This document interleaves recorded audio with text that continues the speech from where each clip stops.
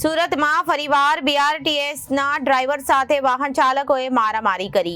કડોદરાથી station તરફ જઈ રહેલી બીઆરટીએસ બસ પર સ્મેર હોસ્પિટલ નજીક પથ્થરમારો કરવામાં આવ્યો હતો.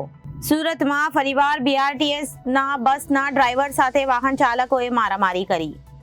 કડોદરાથી સ્ટેશન તરફ જઈ રહેલી બીઆરટીએસ બસ પર સ્મેર હોસ્પિટલ નજીક થયો પથ્થરમારો. બસ ડ્રાઈવરના જણાવ્યા મુજબ ટ્રાફિકમાં વાહન ચાલકને હોર્ન મારતા વાહન ચાલકે બસ ડ્રાઈવર સાથે મારામારી કરી અને દાદાગીરી પણ કરી હતી. સમગ્ર ઘટના સીસીટીવીમાં કેદ થઈ છે. मेरा नाम Ravi Bhajan Singh Solanki, route number 19 Magob depot में ड्यूटी करता हूँ बीआरटीएस.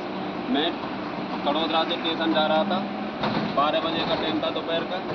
सीनियर हॉस्पिटल के सामने एक रास्ते से निकल रहा था बीआरटीएस के अंदर से. मैंने उसको हॉर्न बजाया तो उसने सामने हाथ दिखाया मेरे को.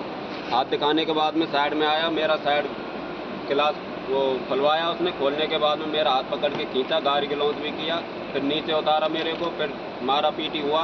उसके साथ वालों ने मेरे को फिर गाड़ी निकालने के लिए बोला. मैंने गाड़ी निकाला तो थोड़ा वो भाग के आया और पत्थर हाथ में पत्थर लेके साइड गिलास ड्राइवर साइड का साइड गिलास छोड़ा और मेरे हाथ में भी ये लगा है थोड़ा.